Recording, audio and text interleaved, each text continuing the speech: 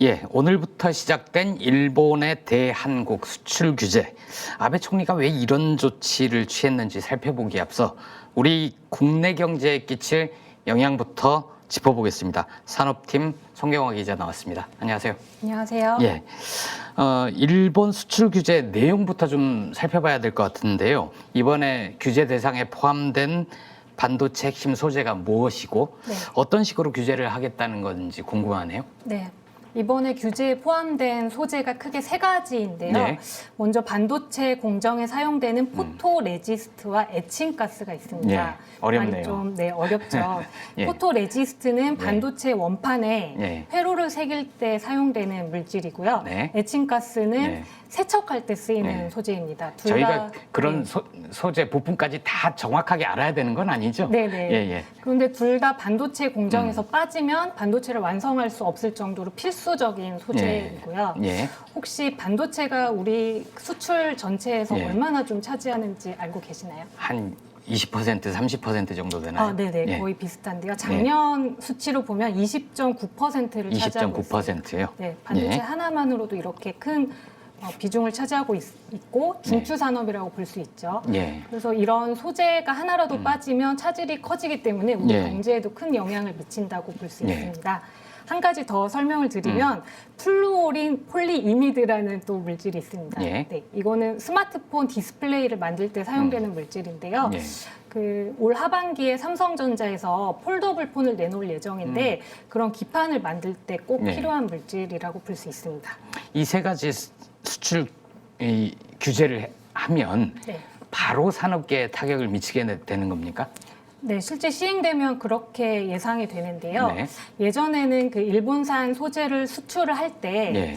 한 3년 정도는 일괄적으로 허가를 받아서 그 기간 안에서는 좀 자유롭게 수입을 할 수 있는 상황이었는데요. 예. 이번 조처가 실제 발효가 되면 건건이 다 심사를 받아야 됩니다. 그럼 한 건 심사할 때마다 시일이 꽤 걸릴 거 아닙니까? 네, 맞습니다. 예. 최대 100일 넘을 거라는, 보통 한 90일 정도는 걸릴 예. 거란 예상이 들어서요. 예. 예. 지금 소재를 바로바로 확보하지 못한 그 업체들은 재고를 또 확보하기 위해서 예. 일본이나 대만 이런 다른 나라의 직원들을 급파해서 예. 분주하게 좀 대응을 하고 있는 상황입니다. 말씀하신 세 가지 부품이 화학약품 소재여서 이게 오래 쌓아놓을 수가 없다면서요. 그 의존도는 얼마나 됩니까? 일본에 의존하는 정도가 어느 정도나 되죠? 네, 이것도 물질마다 조금 다른데요. 네. 무역협회에서 좀 발빠르게 통계를 제공해줬습니다. 예. 근데 포토레지스트 같은 경우에는 91.9%가 압도적이네요. 일본선, 네, 예. 맞습니다.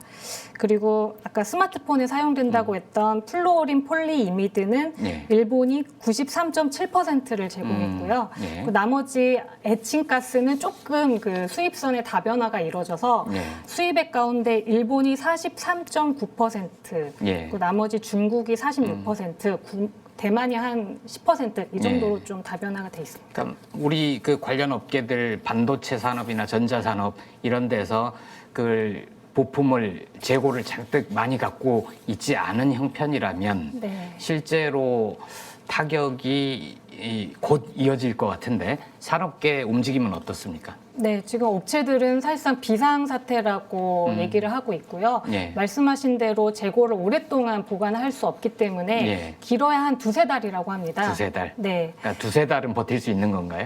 네, 일단 두세 달 정도는 쌓아둔 재고로 할 예. 수는 있는데 그 이후는 장담할 수 없기 때문에 지금 비상이라는 표현까지 사용하고 있는 예. 것 같습니다. 정부도 업계 대표자들을 만나면서 대책을 좀 세우고 있는 것 같은데요.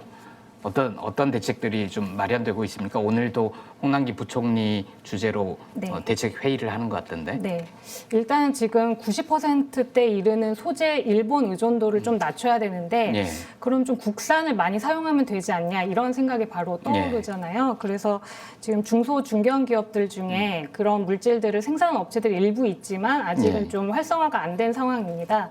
그래서 정부 예산을 투입을 해서 그런 예. 업체들이 좀 R&D를 해서 일본처럼 그 고품질의 화학 물질을 생산할 예. 수 있도록 좀 지원책을 이제 바로 시행을 하겠다고 하고요. 예. 또 WTO 세계 무역기구죠. 거기 예. 제소 방침도 이미 밝힌 예. 바 있습니다. 중소기업에 그렇게 지원을 해서 만든다고 하더라도 그게 단기간 내에 확 성장하거나 그렇지는 못할 텐데요. 네. 좀 어려움이 예상이 되네요. 이전부터 좀 그런 대처들을 좀 해왔으면 좋았을 텐데 안타깝습니다. 네, 송경화 기자 고맙습니다. 네, 감사합니다. 네. 지금부터는 일본 상황을 좀 살펴보려고 합니다. 이번 수출 규제 조치에 대해서 일본 내에서 어떻게 보고 있는지, 도대체 왜 그러는지 조기원 도쿄특파원 연결해서 들어보겠습니다. 조기원 기자 특파원 나와 있습니까? 예, 여보세요. 나와 있습니다. 예, 잘 들리세요. 예, 잘 들립니다. 오늘 한국에서는 홍남기 경제부총리 주재로 회의를 하면서 그리고 청와대에서도 NSC에서 회의를 했는데요. 명백하게 WTO 규정 위반이다. 관련 국제법 위반이다. 굉장히 강경한 분위기입니다. 여기에 대해서 일본 정부의 반응이 좀 나온 게 있습니까? 오늘 정례 기자회견에서 니시무라 야스토시 관방부 부장관이 원래 수출관리 제도는 각국이 상대국에 대해서 독자적으로 평가해 운영하는 것이다. 예. WTO 위반이 아니다라고 주장했습니다. 예. 이런 주장은 어제부터 최근에 계속되고 있는데요. 어제 아베 신조 일본 총리가 사면 선고를 앞두고 당수 토론을 했는데요. 당수 토론장에서도 WTO에 반하는 조치가 아니라 무역관리의 문제다라고 이야기했습니다. 일본 언론들도 이번 조처에 대해서 대단히 비판적으로 보고 있던데요. 일본 언론이나 전문가들도 WTO 위반 우려가 있다. 이런 입장을 내놓지 않았습니까? 그렇습니다. 위반 우려가 있다는 보도가 주를 이루고 있습니다. 주목해 볼 게 어제 니혼게이자의 신문에 후쿠나가 유카 와사데라 교수 인터뷰가 실렸는데요. 그런 내용이 있습니다. 예. 세계 무역기구 협정의 기본 원칙은 한 가맹국에 유리한 조처가 다른 모든 가맹국에 적용돼야 한다는 태국 대우라면서 예. 다른 가맹국에는 수출이 간략한 절차로 끝나는데 한국에는 복잡한 절차를 요구하는 것은 태국 대우 위반이 될 가능성을 부정할 수 없다고 말했습니다. 그러니까 복잡하게 들리는데요. 예. 한국 정부에 대해서만 불리하게 하는 것은 결국은 WTO 규정 위반 가능성이 높다 이렇게 얘기한 거네요. 그렇죠. 위반이라고 단정할 수는 없지만 예. 그런 우려가 있다 이런 얘기고요. 예. 이게 주목해 볼 만한 게 이게 니혼게이자 신문에서도 크게 다뤘고 이번의 이야기가 아사히 신문에도 실렸고 예. 이렇게 이런 우려가 있다는 거를 일본 언론들이 적극적으로 소개하고 있다는 게 주목할 만하다는 생각이 듭니다. 예. 앞서서 산업팀의 송경화 기자와 국내 경제에 미칠 악영향에 대해서 좀 알아봤는데요. 한국도 한국이지만 이런 조처가 일본 경제에도 좀 부담이 되지 않겠느냐 이런 얘기도 있죠? 예, 일본에서도 그런 이야기는 많이 있습니다. 왜냐하면 한국과 일본 제조업체의 부품 공급망이 서로 얽혀 있는 상태거든요. 예. 예를 들어서 일본 수출업체가 반도체 수제 수출을 못하게 되면 예. 한국 업체가 반도체 생산을 줄이는 상황이 벌어질 수 있잖아요. 예. 그러면 이 경우에 일본 업체들이 한국에 반도체 생산 장비를 많이 팔고 있거든요. 예. 그러면 이 일본 업체들도 이제 수출량이 줄 거니까 타격을 받습니다. 뭐 이렇게 직접적 거래 관계가 없어도 타격을 받을 수가 있는데요. 예. 예를 들어서 삼성이 스마트폰 디스플레이 생산에 차질을 빚어서 이것을 애플 아이폰에 제대로 공급하지 못한다. 예. 그러면 애플에 부품을 공급하던 다른 일본 업체도 타격을 받을 수 있죠. 왜냐하면 애플이 생산량 전체를 줄여버릴 수 있으니까 뭐 그런 그렇죠. 얘기겠죠. 예. 그러니까 결국은 서로 이렇게 경제가 잘 물려 있는 건데 어느 한쪽만 일방적으로 피해 보지는 않을 거다. 뭐 이런 분석인 것 같네요. 예, 일본 경제, 한국 경제와 과거랑은 달리 상당히 서로 상호 의존성이 심화되었기 때문에 일본 업체들이 받는 타격도 합당할 거라고 보입니다. 예. 이 문제에 대해서 일본 시민들의 반응은 어떻습니까? 이 문제를 사실 이 전제를 보자면 이제 강제동원, 강제징용 피해 배상 판결이 있는데요. 이거에 네. 관해서 일본 시민들 중에서 한국 피해자들을 앞장서서 대변하는 분들도 물론 계세요. 많이들 계신데 예. 대부분의 일본 언론들이 강제동원 인용 문제에 대해서 1965년 한일 청구권 협정으로 모든 문제가 해결됐다는 일본 예. 정부 입장을 그대로 충실히 보도를 합니다. 예. 따라서 이 문제에 관해서 그렇게 큰 관심이 없는 분들은 이 일본 정부의 입장을 그대로 받아들이고 있어요. 그래서 그 정도 인식입니다. 그런데 예. 그렇다고 해서 이런 역사인식 문제 때문에 한일 관계가 전부 다 예. 나쁘다. 뭐 그렇게까지 말할 수는 없는 게 민간 교류가 계속 활발한 편입니다. 예, 주말에도 오늘 그 예. 소식 보니까 방탄소년단 BTS가 일본의 오리콘 차트에서 예. 싱글 부분 1등을 했더라고요. 예. 방탄소년단이 도쿄돔에서 예. 그때 공연을 한 적이 있거든요. 그때 예. 이제 우리들이 와서 막 이제 보지 말자 이렇게 시위하고 그랬었는데 무척 초라했어요. 사실 예. 뭐 거기 줄 서는 분들이 훨씬 많았고. 그러니까 이 정치적인 문제나 경제적인 이슈가 별로 그 보통 시민들의 삶에까지 영향을 끼치거나 그렇지는 않다는 거죠. 서로 뭐 반한 감정이 커진다거나 한국 내에서 반일 감정이 뭐 고조된다거나 이렇지는 현재는 않은 것 같아요. 예, 현재는 아닙니다. 물론 사태가 더 악화되는 경우에는 장기적인 영향을 우려할 수 있는데 현재 예. 단계에서는 그렇다고 말할 정도까지는 아니라고 봅니다. 그렇군요. 일본 내에서도 좀 비판적인 목소리가 있는 것 같은데 예. 일본 정부는 아베 총리는 도대체 왜 이런 결정을 하게 된 걸까요?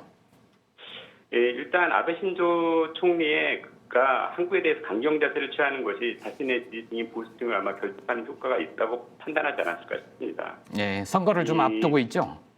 예, 그렇죠. 오늘 일본 사면 선거가 공식 고시가 됐습니다. 예, 그렇군요. 예, 조기현 특파원 고맙습니다. 예, 고맙습니다. 네.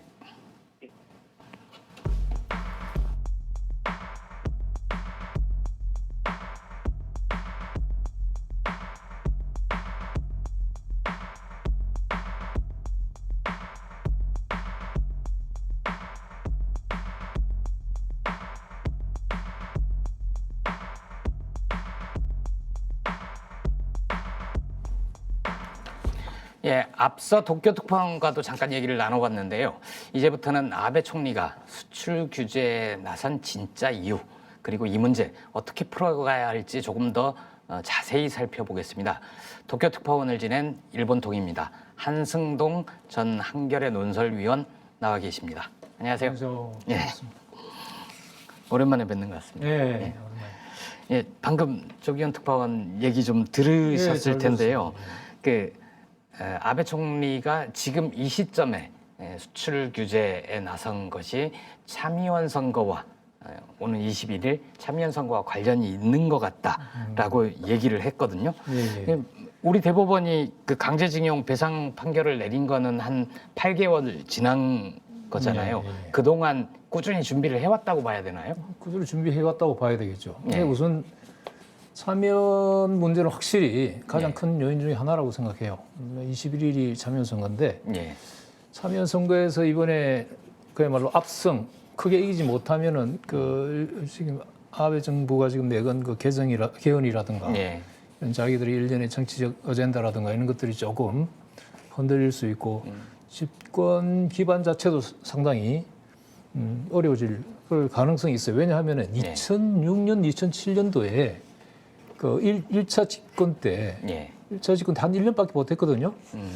그때도 참여연 선거에서 패배한 게 그때 절반 과반수를 잃었어요. 예. 그게 직접적인 어떻게 보면 계기가 됐는데 그때도 묘하게 아베 정부의 그 인기라고 그럴까 예. 지지율이 떨어진 요인 중에 또 하나가 그 당시 틀린 그 공적 연금 문제가 아마 공적 연금 문제가 그때 일본 내 연금 문제요. 예. 납부자들 그 예. 리스트를 전산하는 과정에서 예. 그 리스트가 대량 사라져 버렸어요. 없어져가지고 굉장히 비판 여론이 일었거든요. 예. 그러니까 이번에도 참의원 선거를 이기려면 예. 그 보수적인 지지층을 예. 결집시켜야 되고 맞습니다. 그러기에 한국 문제, 예. 한국과의 외교 문제, 경제 그렇죠. 문제를 이용하는 게 도움이 되겠다라는 판단을 내린 것 같다. 그런 것 거죠. 같습니다. 그게 확실히 예. 사면 선거를 확실히 이기는 하나의 호재라고 분명히 생각하고 있는 것 같고요. 예. 지금 과거사 문제, 특히 이제 징용공 문제라든가 이거 관련해서 예. 아베 정부에 대한 일본 유권자들의 지지가 뭐 거의 70% 이상이 된다고 하니까 예. 지금 상황에서는 한국을 때리면 때릴수록 음. 선거에서 유리한 상황이죠. 그걸 믿고 있는 것 같아요. 네, 일본 국내 문제로만 보면 그렇고 좀 국제적으로 봐도 일본의 위상이 과거 같지 않다. 뭐 이런 그렇죠, 그야. 비판이 있지 않습니까? 예를 들어서 예. 당장 G20 주요 20개국 행사를 하고 난 뒤에 바로 트럼프와 김정은 판문점에서 만나는 이것 때문에 그 앞에 게 빛이 팍 발해버리고 그게 확실히 이런 있죠. 국제적인 고립감 이런 것 때문에 이런 것도 좀 영향을 끼친 거로 봐야 되나요? 미친 게 있겠죠. 외교 문제나 네. 특히 이제 제일 아베 외교가 크게 내세우려고 했다가 성공하지 못한 게 러시아와의 북방 영토 문제 해결인데 예. 굉장히 큰 소리를 쳤어요. 이제 푸틴하고 뭔가 큰 진전을 볼 거라고 했는데 뭐 완전히 뭐 오히려 더 퇴보시킨 결과가 됐고 러시아는 전혀 뭐 응할 생각이 없고 그다음에 북쪽 문제도 북과의 관계도 최근에 그 계속 일본이 납치 문제를 계속 앞에 내세우면서 북한을 비난을 하다가 최근에는 그 태도를 바꿨어요. 예. 조건 없이 만나겠다. 이렇게 말하자면 상당히 양보를 하는 이런 제스처를 취했는데도 예. 보고 별로 관심이 없잖아요. 그렇죠. 더 지금 지적하신 대로 예. G20 끝나자마자 그 타이밍에 트럼프 대통령이 한국에 오고 판문점에서 남북미 3자 정상회담이 만나는 그 타이밍에 맞춰서 하필 발표한 것도 저는 좀 얻어 있다고 봐요. 그러니까 일단은 그 다시 시선을 끌어올려는 그렇죠, 뭐, 예. 그렇죠. 아니 시선 끌어오는 것도 있고 예. 이 한반도 쪽으로 특히 예. 남북 간의 화해라든가 이런 건 아베 정권으로서는 별로 좋은 호재가 아니거든요. 특히 예. 문재인 정부를 계속 등장할 때부터 계속 좌파 정부고 심지어 빨개는 얘기를 공개적으로 하고 어떻게서는 예. 뭐 아주 심하게는 본때를 보여줘야 된다. 그냥 묵과할 수 없다는 식의 이런 아주 어떻게 보면은 비외교적인 그런 막말을 막 해왔는데 예. 이제 그런 문재인 정부를 좌파 정부로 규정하는 것 자체가 제가 보는 시대착오적인 거지만 예. 한국은 일본 우파 정부는 그 한국의 기나긴 그 민주화 운동 이후에 한국 민주주의 체제 자체의 어떤 변화에 대한 인식이 없는 것 같고요. 과거에 어떤 그런 상황을 가지고 있어서 그러니까 문재인 정부를 굉장히 불편해하고 왜냐하면 그 전에 정권들이 편해서 그랬던 거 아닙니까? 그렇죠, 그렇습니다. 굉장히 혐오까지 해요. 그래서 예. 남북 관계가 좋아지고 거기다가 트럼프 대통령이 지금 곧 일본하고 그 FTA 그 협상도 해야 되는데 사실 대폭 지금 그 양보한 상황이잖아요. 참여연 선거 뒤로 밀어놨던 그렇죠, 게 그렇죠. 있죠. 그것도 약점이 있죠. 예. 그러니까 뭔가 그 외교적으로도 한국에서 뭔가 점수를 풀어야 할 필요성이 있는 거죠. 예. 일본 아베뿐만 아니라 일부 그 정치인들, 우리나라의 정치인들이 이런 일이 벌어지게 된 원인이 문재인 정부에 있다. 이런 비판을 해요. 예를 들면 김무성 의원 같은 경우에는 어제 문재인 정부가 위안부 합의를 뒤집었기 때문이다. 그래서 일본이 이러고 나온다는데 일본 정부를 두둔하는 듯한 발언을 하는데 왜 우리 정치인들이 이러는 거라고 그러게 보세요? 말이에요. 차마 뭐 일본을 공개적 두둔하려고 한 건 아니겠지만 결과적으로 그렇게 되는 거죠. 자기 말이 어떤 의미를 가지고 있는지도 잘 모르고 하는 얘기 같아요. 네. 제가 볼 때는 위안부 합의를 뒤집기 때문에 이런 게 아니라 뒤집을 수밖에 없는 위안부 합의를 한 게 지금 이 사태를 낳은 거고 어떻게 보면은 1965년도 한일협정도 사실은 그 이승만 정권조차도 쉽게 합의할 수 없는 걸 결국은 1961년도 군사 쿠데타를 하고 나서 박정희 정부가 결국 합의한 거잖아요. 전격적으로. 물론 그건 우리나라가 전쟁 시기부터 1951년부터 미국이 강력하게 종용을 했어요. 한일 관계를 복원하고. 맞아. 미국으로서는 어쨌든 동아시아에서 어떤 일본이라고 하는 교도를 강화하기 위한 한일 관계 강화 내지는 화해. 그래서 한국이란 체제를 그 N 경제권, 미국이 바라던 N 경제권 속에 편입시켜서 이제 일본을 중심으로 해서 어떤 일종의 동아시아 냉전 전략의 어떤 교도를 만들려고 했는데 그런 일환으로 이제 우리가 그때 쿠데타 정부가 그걸 자기들의 어떤 정치적 목적, 안보적 필요성 때문에 전격적으로 합의했고 그런 미국이 요구를 충족시켜 준 거죠. 그리고 예. 일본의 오랜 수건도 풀어준 거고 그 이후로 일본 지금까지 알다시피 일본은 지금 뭐 매년 우리한테 거의 뭐 200~300억 달러에 계속 무역 흑자를 보는 예. 아주 대일 종속적인 그런 경제 구조를 완성화시킨 것도 예. 거기서 출발이 된 거죠. 그런 예. 체제를 만든 정부예요, 사실은 그 정치 세력이. 우리를 찾아가다 보면 그렇다는 그렇죠, 거죠. 그렇죠. 그리고 외부 합의도 마찬가지고 이게 예. 해서는 안 될 당사자 희생자들 아무 의사도 확인하지 않고 한 그 자체를 잘못한 거 어떻게 보면 이게 자기들이 저지른 과거 범죄에 대한 알리바이 만들기라고 할 수 있어요. 그런 예. 주장은. 그래놓고 입장을 바꿔서 이렇게 어려워졌다는 식으로 그렇죠. 뒤집어 씌우고 있는 그렇죠. 거죠. 근데 이제 정치뿐만 아니라 소위 보수적인 언론이라고 하는 조선일보를 포함해서 몇몇 언론들조차도 뭐 그런 보도들을 해요. 예를 들면 일본이 준비하고 있는 보복카드가 100개인데 그중에 겨우 하나 나온 거다. 앞으로 99개 더 나올 거다. 뭐 이런 식의 겁박인 거죠. 그건 정말 우리나라 언론으로서는 왜 그런 식의 보도를 하는지 알 수 없는 일본으로서의 당연히 네. 어떻게 한국을 말하자면 좀 뭐 시체말로 하면 골탕 먹일 것인가 네. 충격을 가할 것인가 하려면 이제 모든 세목 모든 분야에 다 찾아냈겠죠. 어디 100개뿐이겠어요. 제가 볼 때 수천 개가 될 거예요 아마.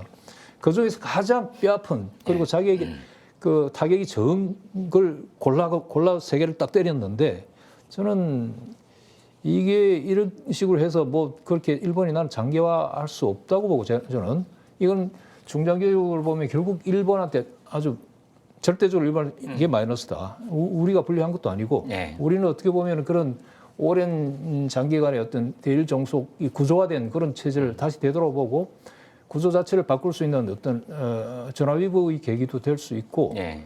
또 일본은 당장에 일종의 한국의 탈일본화를 오히려 부추기고 있거든요. 예.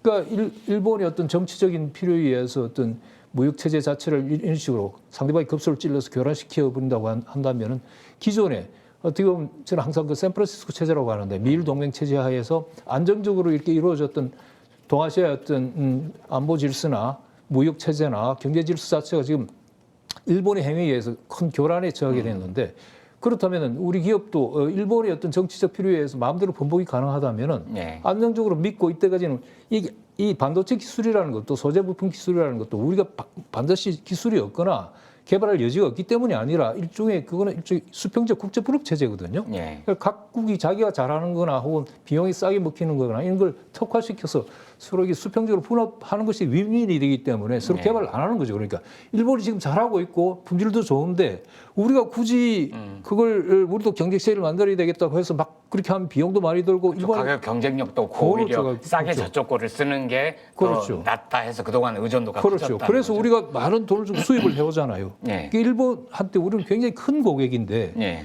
만일 아베 이런 저는 이게 아주 아주 착오라고 뭐라고 하나 이걸 잘못한 수라고 저는 생각하는데 예. 스스로 그런 고객을 잃게 되는 거고 장기적으로 볼 때는 탈일본화를 부추기고 예.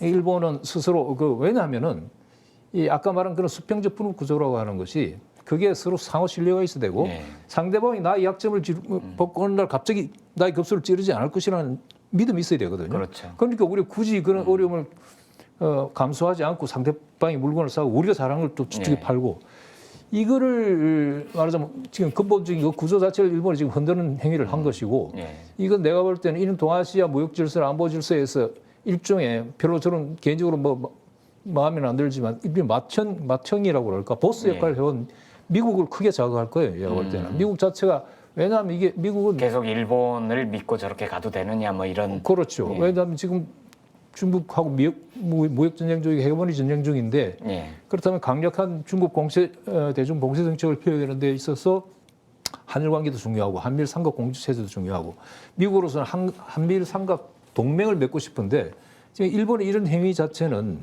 근본적으로 한일 관계를 완전히 훼손시켜버리고 그리고 또 삼성이나 사실은 LG나 뭐 우리나라의 대기업들은 사실은 어떻게 보면 다국적 기업이라고 할 수 있고 미국의 지분도 상당히 큰 부분이 있고 미국 주주들도 많고 그렇죠. 그 직접적인 이해관계도 있기 때문에 일본의 저런 일종의 독자적인 독주라고 그럴까요? 그런 건 내가 볼 때 미국 입장에서도 맏형격인 예. 미국 입장에서도 용납하기 어려운 것이고 그대로 묵과하기 어려운 것이고 또 장기적으로 볼 때는 2차 대전 이후에 이런 질서의 가장 근간이라고 할 수 있는 그 샌프란시스코 강화 체제, 예. 1951년도에 되고서 52년 4월에 발효된 샌프란시스코 강화 체제 자체의 근간을 나는 흔들 수 있는 장기적으로 볼 때 그런 아주 중대한 문제이기 때문에 일본은 아까 말씀드렸듯이 아주 오랜 고객을 잃고 국제적인 신용을 잃고 그다음에 일본을 이때까지 키워온 그런 냉전 시기에 일본의 고도 성장을 시켜오고 일본의 경제 성장을 시켜온 이 샌프란시스코 체제 자체를 스스로 예.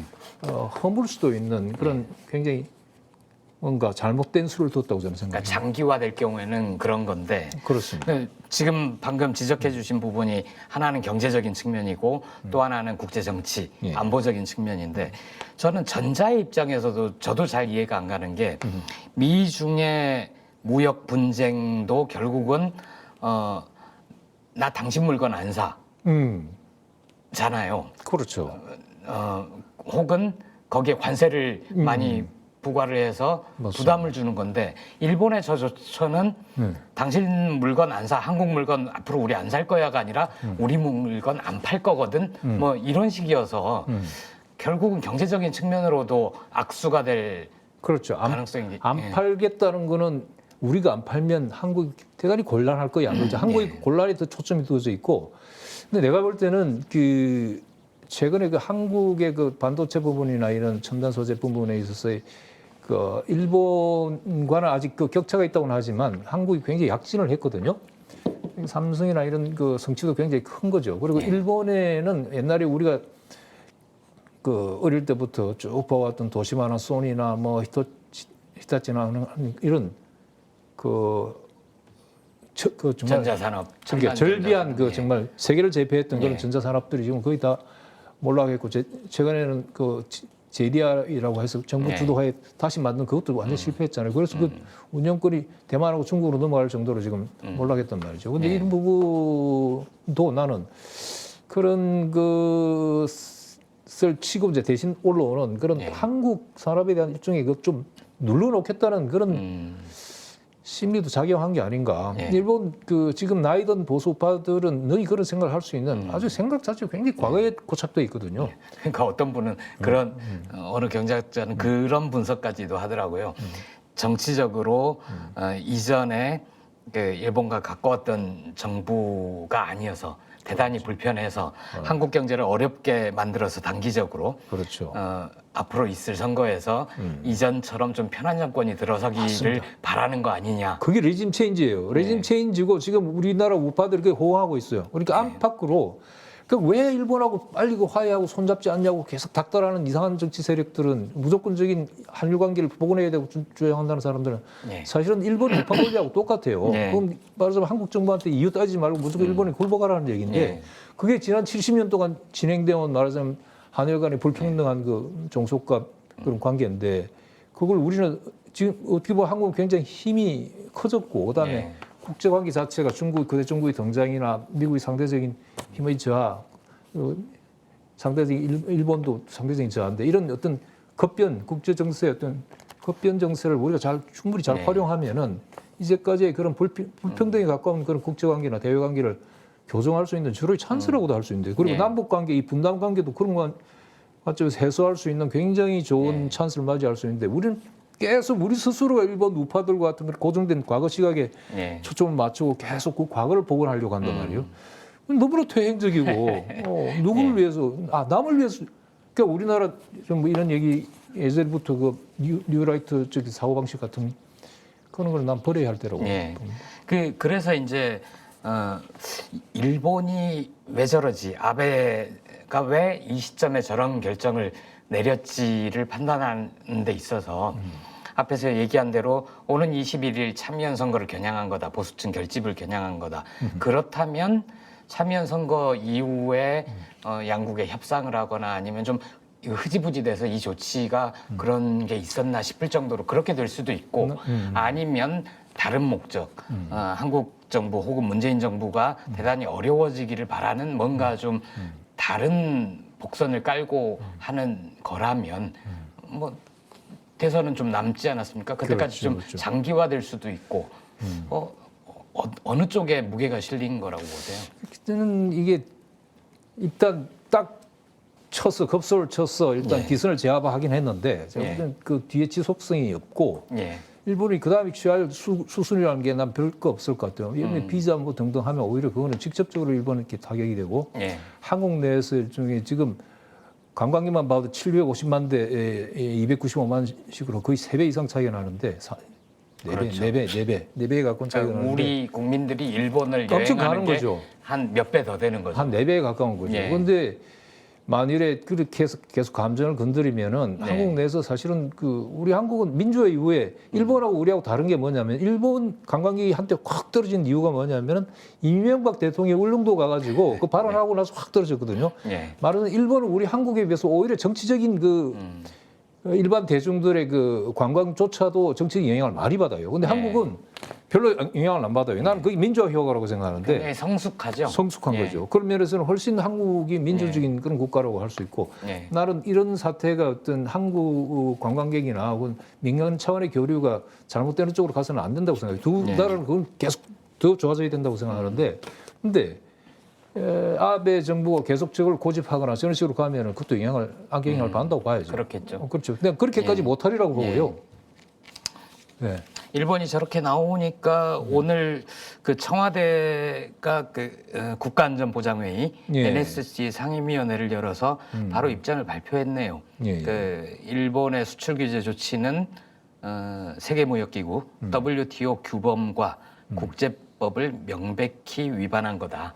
처음에는 입장이 명백히 위반한 정치적 보복이다 이렇게 나왔다가 정치적 보복 너무 센다 하고 요 표현을 좀 삭제해서 다시 입장을 예. 낸 것 같아요. 그리고 정치적 보복이죠. 예, 홍남기 부총리도 비슷한 입장을 내고 관련 대책을 계속 마련해 가겠다고 하는데 예. 어떻게 보세요? 우리 정부가 이런 입장을 내는 것 그리고 대응을 해나가는 나는 것. 아주 잘한다고 봅니다. 잘하고 한국 정부가 일부 야당이나 혹은 일부 보수 매체들이 끊임없이 주장한 한일 관계의 무조건적인 복원 그거에 쉽사리 응하지 않고 그렇게 해서 필요할 텐데 그렇게 하지 않고 그래도 어떻게 보면 심지를 견제한 건 매우 잘한 일이라고 생각하고요. 예.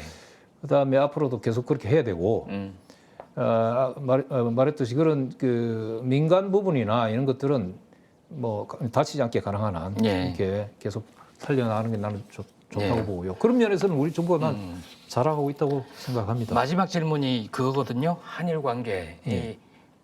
좀 악화가 됐는데 예. 어떻게 풀어가야 될까? 우리 정부가 어떻게 잘 지혜롭게 대처해야 될까? 이건데요. 저는 한일 관계의 악화 문제, 특히 과거사 문제와 관련한 한일 관계 악화 문제는 이거는 저는 항상 주장하는 게 한국의 문제가 아닙니다. 이거는 네. 위안부가 우리 피해자고 징용공이 우리 피해자고 우리 국민들이 피해자로 되어 있지만 사실은 이건 일본이 풀었어야 할 문제고 일본의 문제이고 예. 일본이 책임져야 할 문제예요. 일본이 그걸 다 알버무리였기 때문에 귀책 사유가 일본에 있다는 거죠. 그렇습니다. 일본이 풀지 않으면 나는 이 문제는 근본적으로 풀리지 않고 이 문제가 근본적으로 풀리지 않으면 일본은 국가라고 예. 국가 자체가 어떤 한계에 봉착할 것이고 일본은 더 이상 나는 발전이 가능성이 없는 나라라고 저는 일본의 아킬레스건이 바로 그 문제인데요. 네. 과거사 문제를 이런 식으로 얼버무리면 그건 예전에 일본이 냉전 체제 하에서 미국 지원하에 자기들이 힘이 셌기 때문에 한국을 엇박지르면서까지 그렇게 할 수 있었지만 이제는 그런 시대가 아니고 동아시아 국가들 다 힘이 커졌고 옛날에 일방적으로 이렇게 눌러서 되는 관계가 아니기 때문에 그런 관계가 지속될 수 없어요. 그런데 한 가지 꼭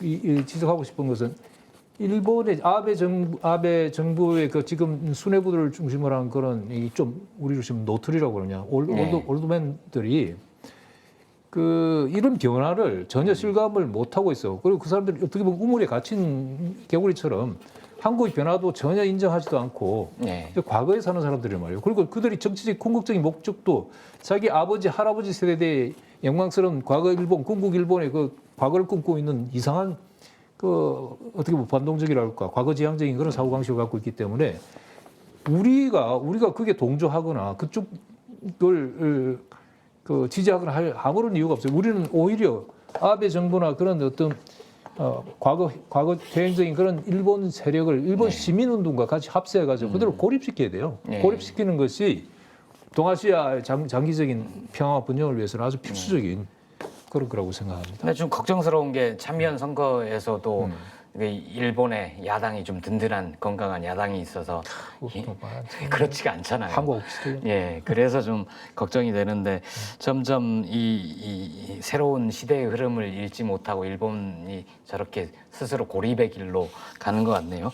방송 중에 막 그 속보가 들어왔는데요. 청와대가 이 문제에 대해서 WTO에 정식으로 제소하겠다는 입장을 밝혔다고. 잘했습니다. 저는 아주 당연히 해야 된다고 생각해요. 예. 잘했네요. 예. 아니, 오늘 바쁜 시간 내주셔서 고맙습니다. 아유, 감사합니다. 예.